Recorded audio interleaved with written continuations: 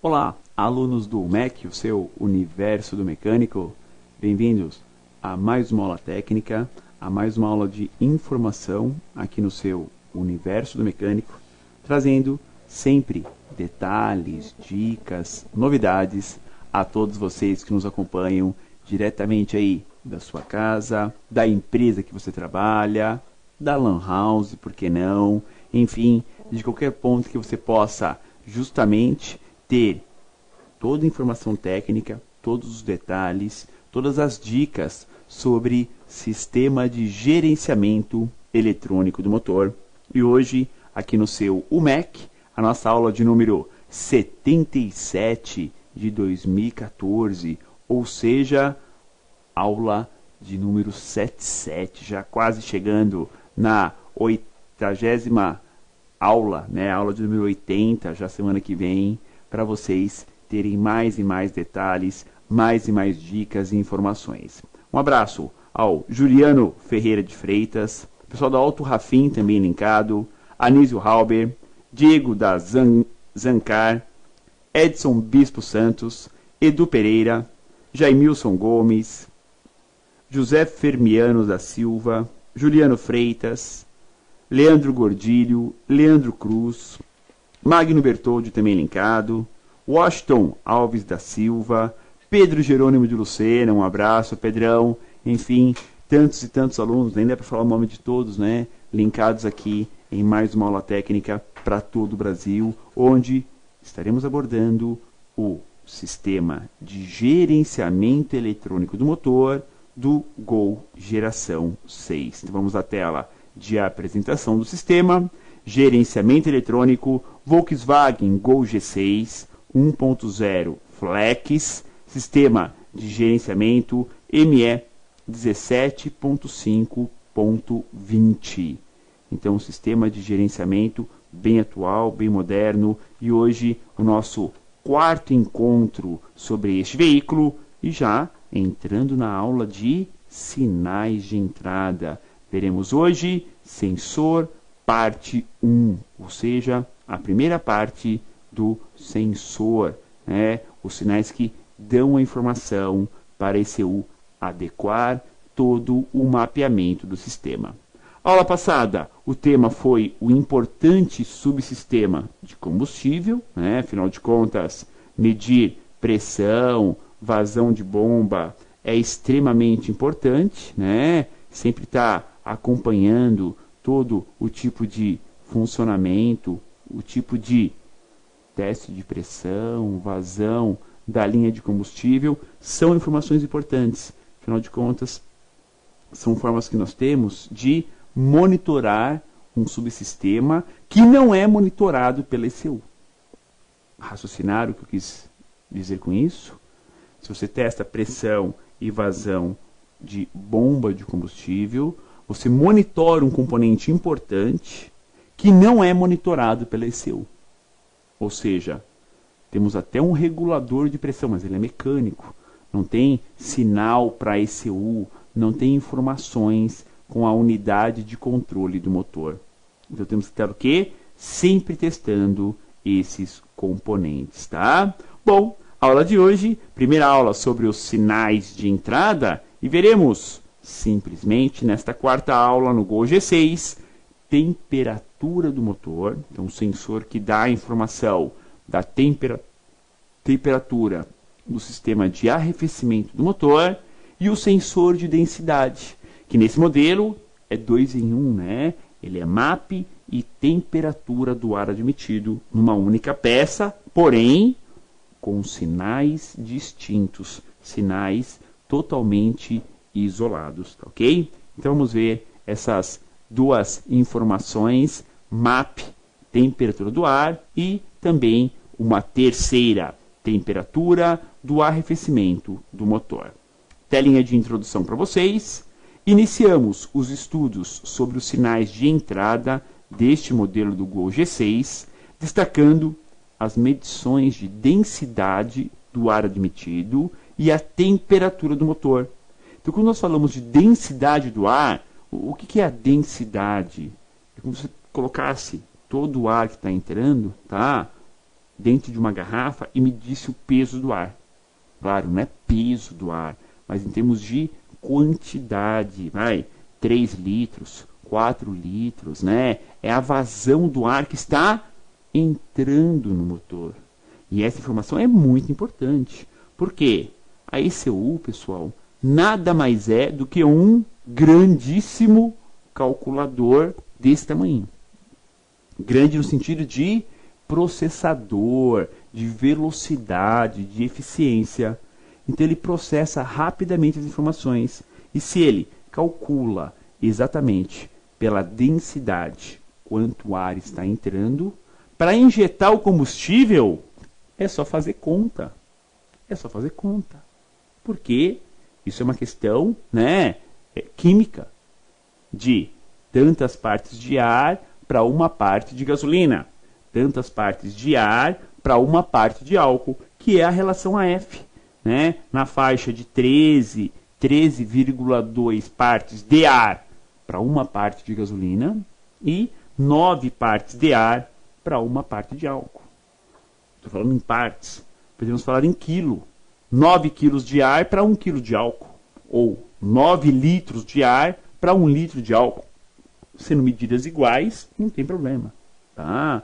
Não importa a forma de medição, desde que você consiga seguir um padrão. Tá? Então, a informação da densidade é extremamente importante para este mapeamento do combustível, ok? E também auxilia na parte de mapeamento da ignição. Então vamos lá ao Gol G6 1.0 Flex, o nosso veículo de aula já na telinha de vocês, e vamos já avançar rapidamente para nossa diagramação. Vamos lá. Diagramação do motor 1.0 8 válvulas Gol G6, injeção no centro ME 17.5.20. Vamos lá.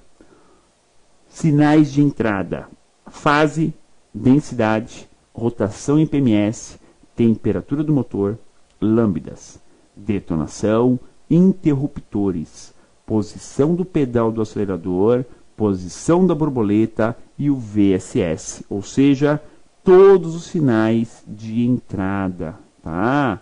Assim se tem o quê? Tudo que a ECU recebe de informação. E hoje é o que está em asterisco, né? Temperatura do motor e o sinal de densidade. A ECU, claro, processa todas essas informações e comanda os atuadores, os sinais de saída: ar-condicionado, eletroinjetores, corpo eletrônico, ignição, canister, eletroventilador, bomba elétrica de combustível e o sistema de partida a frio. Telinha de detalhes para vocês, para já corrermos aí com as informações.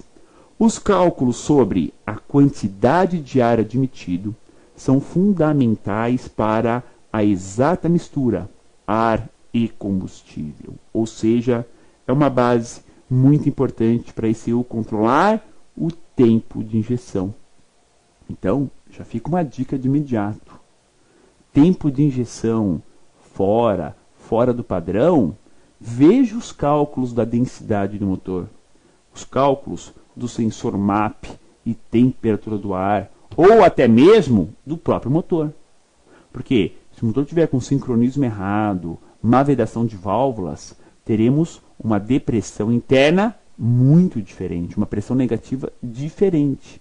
Automaticamente o sensor vai dar o sinal errado, sinal diferente. Tá? Mas o defeito não é o sensor, o defeito está no motor. Claro, podemos ter defeito em sensor também, mas é muito raro, ok? Então, esse controle é muito importante para ser feito e medido também. Localização desse componente, aqui na telinha o motor do Golzinho G6, onde está o sensor de densidade, bem no coletor de admissão, ele está um pouquinho mais abaixo, né? Lá do passageiro, né? Está ali o sensor de densidade, o sensor que é MAP mais temperatura do ar admitido. Um sensor que está diretamente aonde? Onde temos a passagem de ar, né, abaixo da borboleta. Então, a borboleta aceleradora é quem determina, né? Onde teremos depressão ou não, de acordo com o acelerador, lá dentro o condutor, né? Pressiona o pedal e aí você o mexe na borboleta. E aí teremos o quê? A variação da pressão no coletor de admissão. E assim, conseguimos fazer o quê? Fazer a medição direto no coletor, sempre abaixo da borboleta aceleradora. Então vamos ver onde está este sensor que mede a densidade do ar. Diretamente no coletor de admissão, temos o sensor de densidade, sensor MAP e sensor de temperatura do ar. E assim, temos a medição da quantidade de ar admitido e os dois sensores, os dois sinais, né, estão numa peça só, peça única, comporta os dois componentes, mas as respostas são diferentes. Por que colocaram juntos sensor do ar e MAP? Porque os dois têm que medir o quê? O ar dentro do coletor. Um mede a temperatura, o outro mede a pressão. Como ambos têm que fazer medição no coletor, está numa peça só. Para que fazer duas peças? Uma peça só, cada um tem a sua resposta, o nó de resposta e tudo bem. Podem ver que existem carros, né, principalmente a linha Renault, né, você tem sensor do ar separado do sensor MAP. Tá? Alguns carros da linha Peugeot também. MAP é MAP, temperatura do ar, temperatura do ar. Sinais diferentes. Sensores também diferentes. Tá? No Clio é assim, tá? Na Duster é assim. Você tem sensores diferentes em locais diferentes, mas sempre no coletor de admissão. Para diminuir custo, facilitar a montagem, colocou as duas peças juntas, né? Então a engenharia colocou as peças em um corpo único.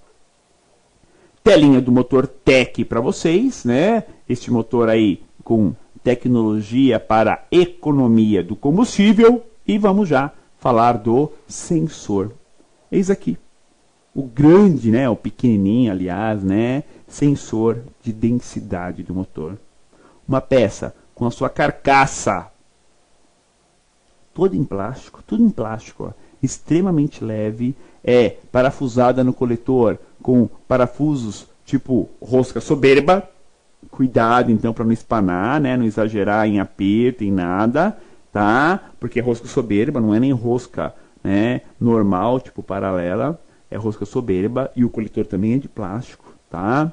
Temos então aí uma peça única, uma única carcaça, os dois sensores. Vamos falar sobre eles, portanto, vamos lá.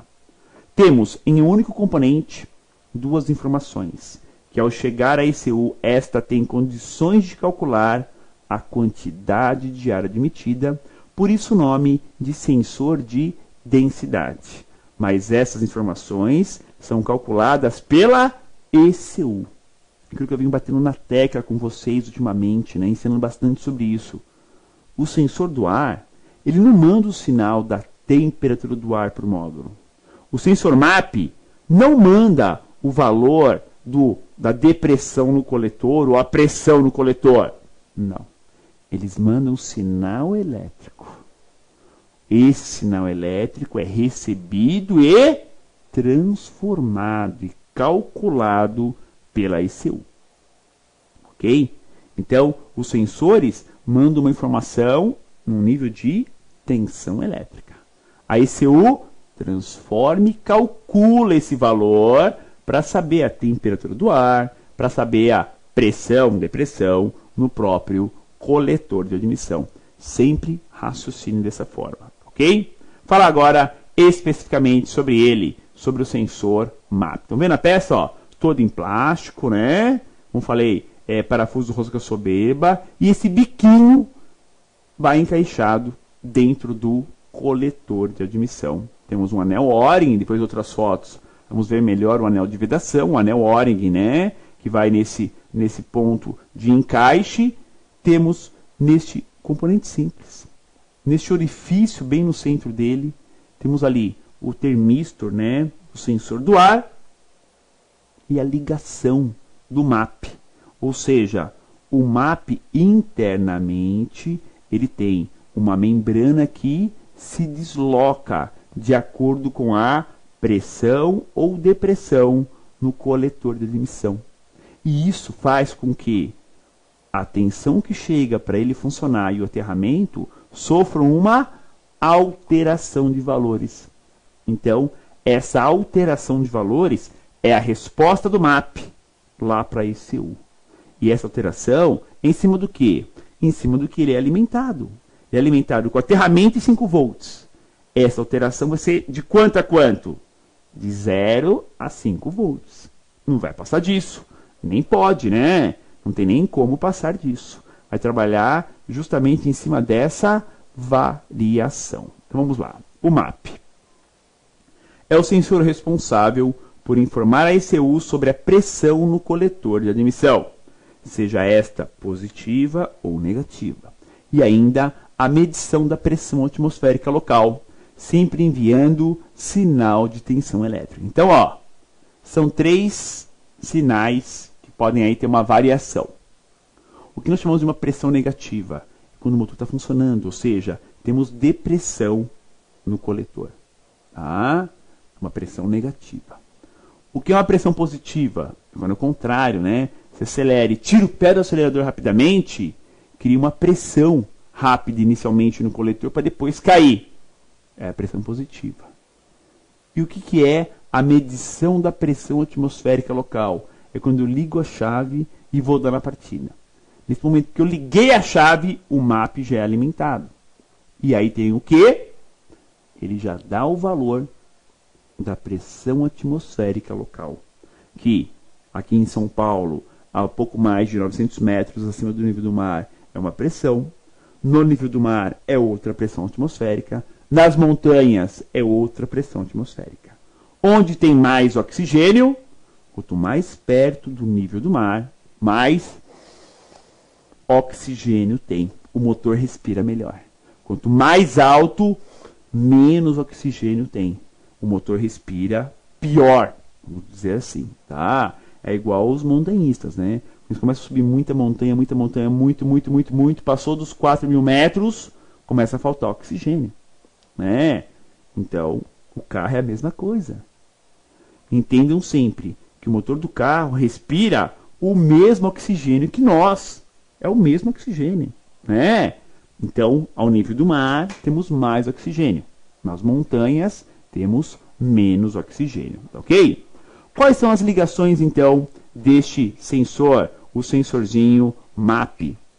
É ligado de que ponto a que ponto na ECU? Então, vamos lá. Estão vendo aí uma outra foto do sensor MAP, né? Ó, pequenininho, né? De plástico, né?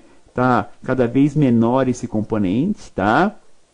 E tem que entender isso, que isso é a lógica das peças, né? As peças realmente estão ficando menor e mais baratas também, né? Porque é tudo plástico, ó. Tudo plástico, né? Mais barato, tá? Então temos o quê? A alimentação dele, o aterramento e, claro, o sinal de resposta. Embora tenhamos no mesmo corpo o sensor do ar, eles compartilham só o aterramento. O MAP tem a sua resposta e o temperatura do ar tem a sua resposta. São respostas independentes. Então, quando você fala assim, ó, é o sensor de densidade, dá a impressão que esse sensor calcula a densidade e manda o sinal para o módulo. Não dá essa impressão? Você fala, sensor de densidade, ele calcula a densidade e manda para o módulo. Nada disso. Ele tem o MAP e tem o temperatura do ar. Os dois sinais são independentes e vão para o módulo. E o módulo que calcula isso também tem no Cubase a importante informação de rotação do motor. Ok? Vamos lá, as ligações, né, do sensor MAP e, claro, aproveitar já e falar do sensor do ar também. São 4 pinos, né? Então, esses 4 pinos temos o quê? Tanto o sensor MAP como o sensor de temperatura do ar. Tá? Pino 1 está ligado ao A05 do módulo, é o aterramento. Ou seja, o módulo envia massa, aterramento, para os dois sensores. Não é aterramento para um ou para outro. É para os dois. Internamente ele se divide para os dois. Pino 2 é o A27, é o sinal, é a resposta do sensor de temperatura do ar. Pino 3 está ligado ao A15, é a alimentação positiva do MAP. Então o módulo manda 5 volts para o MAP pelo pino A11, pino 3. E o pino 4 é a resposta do MAP, é o sinal do MAP. Vai para o A03 da ECU, sinal do sensor MAP. Né? E MAP significa, né, medidor de pressão atmosférica. Tá? O MAP é medidor de pressão atmosférica, ele mede pressão. Se ele está ligado ao coletor, também vai medir a depressão. Tá? Mas é um sensor que mede normalmente pressão, principalmente pressão atmosférica. Então viram que são 4 pinos. Então o sinal do MAP só vai poder variar de 0 a 5 volts. Se passar de 5 volts é porque está entrando mais do que 5 volts. O normal é de 0 a 5 volts a oscilação do mapeamento, da resposta do sensor MAP. Tá? Valores. Quais são os valores que o MAP trabalha? Pus aqui na telinha de vocês, né, um exemplo, tá? Só para exemplificar, né? É do próprio carro, tá? É do Gol G6, tá? Então aqui, né, no scanner, temos ali algumas leituras, né? MAP 9.1, né? Esse in.hg aqui são um scanner importado, então in é polegada, HG mercúrio, né? No Brasil a gente usa muito milímetro HG, né? Então é um valor de leitura do sensor MAP, o sensor que mede a pressão atmosférica e, claro, mede a pressão no coletor de admissão. Valores do MAP para nós no dia a dia, podemos fazer como? Medir diretamente no fio de resposta, no pino 4, tá? E até, se quiser, fazer uma simulação de pressão, né, no próprio sensor. É só colocar mangueiras na ponta dele, adaptando uma bomba de vácuo. É possível. Vamos ver? Testes, valores do MAP. Com a chave ligada e motor parado, teremos um valor da pressão atmosférica local. Quanto vai ser? Próximo a 4,4. Então, não dá para, né, pregar 4,4, porque em cada região do Brasil temos uma pressão atmosférica diferente. Então, alguns lugares vai ser 4,4, outros 4,2, outros 4,5. Tá? Então, a pressão inicial vai ter variação e o restante também. Tá? O restante também. Vamos supor, a inicial, aí na sua cidade, deu 4 volts. Espera aí. Na minha tabela aqui é 4,4. Na sua cidade deu 4 volts, então a diferença é 0,4. Para todos os outros, eu faço uma diferença também de 0,4. Tá? Então, a diferença que você tiver no início, vai ter que ter em todas as medições. Tá? Então, vamos lá. 4,4.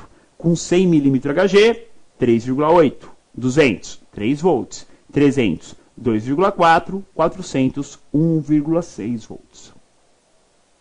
Vamos supor que aí na sua cidade, em vez de 4,4, deu 4 volts. A diferença é 0,4. Então, com 100 mm Hg, diferença de 0,4, teremos um valor de 3,4. Com 200, 2,6. Com 300, 2 volts. Com 400, 1,2 volts. Compreenderam? Você leva essa diferença para toda a tabela. Tá? Você acompanha. Uma forma de você entender que a variação do MAP está diretamente relacionada também à pressão atmosférica local. E principalmente, pessoal, a variações de depressão do coletor de admissão. Por exemplo, um servofreio com o diafragma furado. Vai alterar a depressão do motor? Vai. Fica até mais acelerado o motor, não fica? Fica. Vai alterar o sinal do MAP. Tá? E ao contrário, válvulas do motor muito carbonizadas, atrapalhando o fluxo do ar. Altera o MAP? Altera o MAP também. Então são o quê? formas de analisar esse sensor, essa depressão medida, que pode ser defeito do sensor, mas principalmente defeito de falsa entrada de ar, carbonização em válvulas, correia dentada montada fora do padrão, ok? Muito bem, aqui a ECU com seus 2 conectores elétricos, né, e os pininhos minúsculos lá dentro, e claro, o painel de instrumentos deste Gol G6. Vamos lá, mais uma dica para vocês. A forma de tensão enviada pelos 2 sensores permite à ECU fazer os cálculos de forma bem rápida. E junto do sinal, né, do sensor de rotação, temos a adequação da mistura com base no ar admitido. Então não é só o MAP e o temperatura do ar. Para completar o cálculo da densidade, precisamos de quem? Sinal de rotação, que é um sinal base, ou seja, um sinal fundamental para o funcionamento do motor. Belezinha? Muito bem, vamos ao intervalo de aula e volto na sequência para falar sobre o sensor de temperatura do ar aqui no seu Mac. Olá, amigo reparador, bem-vindo a mais um programa da série Como Instalar da MTE Thomson. Meu nome é Rogério Costa e eu vou passar para vocês todas as informações para a correta instalação dos nossos produtos. Antes de começar o seu trabalho, verifique se você tem as ferramentas corretas e os utensílios para facilitar o seu trabalho. Lembrando que o uso de equipamento individual de proteção é recomendável também. Quanto ao descarte de materiais líquidos, fique atento à correta destinação de cada um deles. Para a troca do plug eletrônico do Corsa, por exemplo, recomendamos retirar a bobina de ignição.